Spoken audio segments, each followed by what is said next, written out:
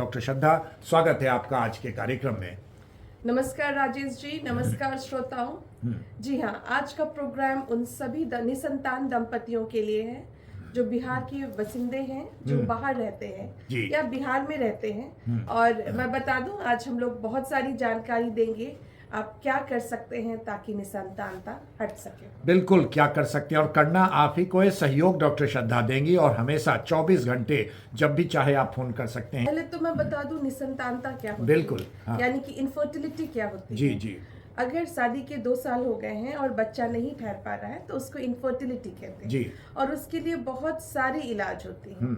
इलाज पहले तो हम लोग जनरल वर्कअप करते हैं, यानी कि जांच करते हैं प्रॉब्लम कहाँ है, पुरुष में है या औरत में है या अनएक्सप्लेन्ड है। तो सिर्फ लाइफस्टाइल मात्र से, यानी कि रेगुलर एक्सरसाइज, डाइट इंप्रूव करने से, और कुछ लोग दवाई से भी उनको बच्चे हो सकते हैं।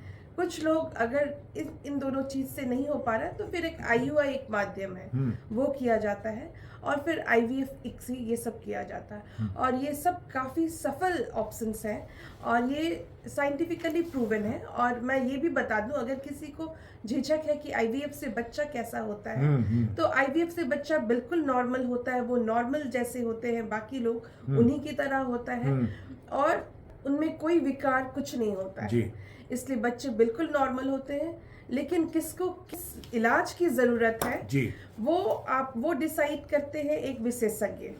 और अगर आपको बच्चा नहीं ठहर रहा है, शादी के 2 साल से ज्यादा हो गए, तो हमेशा बेहतर है कि एक निसंतान रोग विशेषज्ञ यानी कि इनफर्टिलिटी स्पेशलिस्ट से दिखलाना, क्योंकि वो जो बीमारी पकड़ेंगी वो हो सकता है दूसरी डिपार्टमेंट वाले लोग नहीं पकड़ पाए। तो आप उनसे दिखलाएं और सही समय पे इलाज कराएं।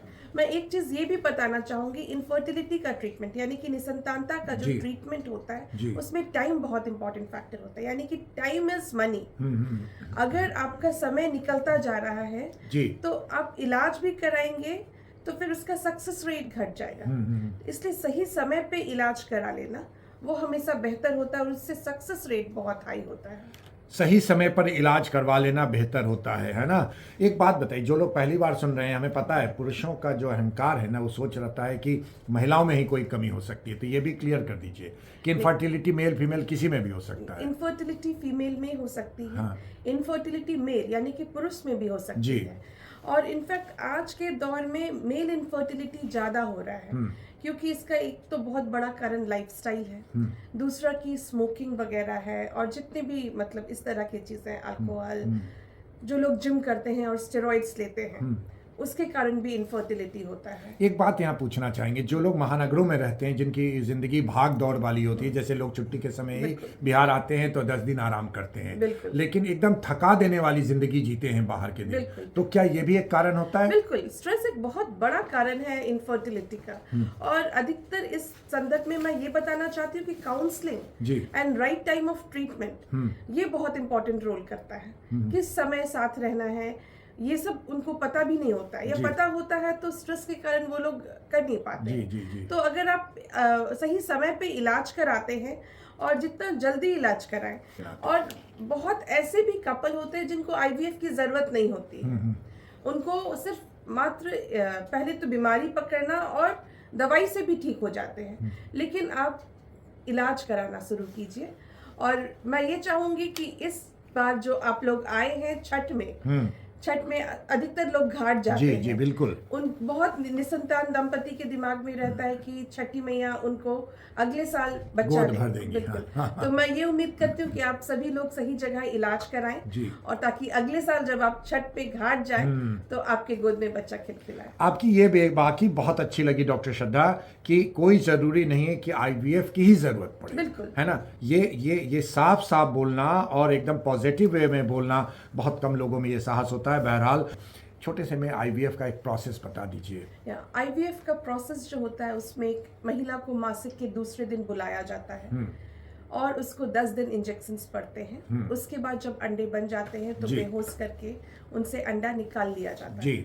फिर पुरुष का जो कीड़ा होता है उसको उस अंडे से मिलाया जाता है इन IVF लैब में, IVF हॉस्पिटल में, और एम्ब्रियोज बनाया जाता है।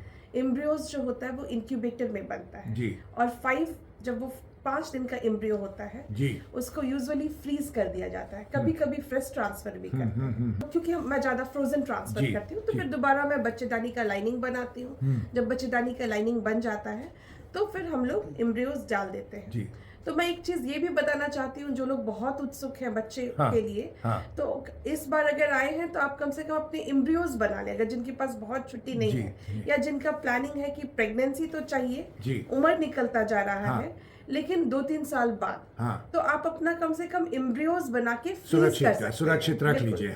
और जब राइट टाइम, जो आपको राइट टाइम लगता है, तो उस समय आप दोबारा आ सकते हैं और एम्ब्रियोज डलवा करके आप एक प्रेगनेंसी प्लान कर सकते हैं। एक सवाल, एम्ब्रियो बन गया तो उससे तो हम 1, 2, 3, 4 बार भी इस्तेमाल कर सकते हैं? बिल्कुल। अगर एम्ब्रियोज यूजुअली एक बार में 2 बच्चे डाले जाते हैं, और अगर पहली बार में ही बच्चा ठहर गया तो बाकी एम्ब्रियोज फ्रोजन रहते हैं, तो फिर आप जो बाकी बच्चे एम्ब्रियोज हैं उसको आप बाद में भी यूज, अगर बच्चे की चाहत हुई तो बाद में भी हम इस्तेमाल कर सकते हैं। पुरुष के लिए बस एक ही दिन का जरूरत होता है, जिस दिन आईवीएफ यानी कि oocyte अंडे निकाले जाते हैं और बच्चा बनाया जाता है। बस बहुत जटिला प्रोसेस भी नहीं है ये?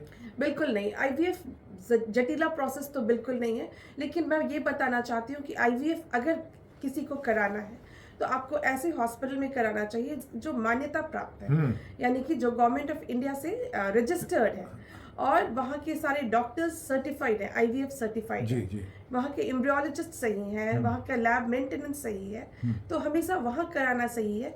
तो इससे आपका सक्सेस रेट बढ़ जाता है। बच्चा नहीं होने का बहुत सारा कारण होता है, जैसे औरत में हो सकता है फाइब्रॉइड हो सकता है इंडोमेट्रियोसिस हो सकता है उसमें अंडे की कमी हो सकता है उसका ट्यूब यानी कि नली में ब्लॉकेज हो, और भी बहुत सारे कारण हो सकता है पुरुष में कीड़ा कम हो। बताना चाहती हूँ कि बहुत से ऐसे लोग जो इन चीजों से ग्रसित होते हैं, वो ये सोचते हैं कि बच्चा नहीं हो पाएगा। ऐसा नहीं है, क्योंकि आज तकनीक साइंस बहुत आगे जा चुकी है। अगर किसी का अगर ट्यूबल ब्लॉकेज है उसका भी इलाज है आईवीएफ से। अगर किसी को इंडोमेट्रियोसिस है उसको भी बच्चे हो सकते हैं। किसी को अंडा कम है उससे भी बच्चे हो सकते हैं। किसी को बहुत घनिष्ठ वाला पीसीओडी है उन्हें भी बच्चे हो सकते हैं। एक बात मैं बता दूं कि सारे फाइब्रॉइड खराब नहीं होते, और अगर फाइब्रॉइड है भी तो उसका इलाज है जी। सभी चीजों का इलाज है, लेकिन आप मन बनाइए, डॉक्टर के पास तो आना होगा। बिल्कुल, आप मन बनाइए और इलाज कराइए। कम से कम अपने यहाँ की कुछ विशेषता बता दीजिए, श्रद्धा आईवीएफ क्यों आए हैं? पहले तो मैं बता दूं, श्रद्धा आईवीएफ में हमारा सक्सेस रेट फॉर आईवीएफ काफी अच्छा है, काफी हाई है, यानी कि 60-70% है। दूसरा चीज कि गवर्नमेंट ऑफ इंडिया का जो नॉर्म्स है कि आईवीएफ लैब में इतने इंक्यूबेटर्स होने चाहिए, एचवैक होना चाहिए, जितने भी नॉर्म्स है हम सारा फॉलो करते हैं। यानी मैं डॉक्टर श्रद्धा चकियारू, तो मैंने आईवीएफ में फेलोशिप किया हुआ है, तो उसके बाद हमारे यहाँ रिकॉग्नाइज्ड एम्ब्रियोलॉजिस्ट हैं, काउंसलर हैं, ताकि मरीज का पूरा हर तरह से ध्यान दे। और सिर्फ आईवीएफ करना एक चीज नहीं होता है, आईवीएफ के साथ जो स्ट्रेस, क्योंकि कुछ मरीज मेंटली, हालांकि आईवीएफ प्रोसेस स्ट्रेसफुल नहीं है, लेकिन कुछ मरीज स्ट्रेस के साथ गुजरते हैं, तो हम उन चीजों का भी ध्यान देते हैं। चलने का वक्त हो गया, अब बड़े बुजुर्गों से 2 बात कह लीजिए जिनके यहाँ बच्चे आए हैं। बिल्कुल, आज मैं जितने भी घर के बुजुर्ग हैं, पहले तो उनको शुक्रिया करना चाहती हूँ कि आप अपने बच्चों के साथ ये प्रोग्राम सुन रहे हैं, लेकिन यहाँ आपकी जिम्मेदारी खत्म नहीं होती है, आपको अपने बच्चों को समझाना है। जैसे कि मैं पहले भी बोली, समय निकलता जा रहा है, सही समय पे प्रेगनेंसी प्लान करें और आप मोटिवेट करें, आप बोलेंगे तो वो लोग जरूर मानेंगे।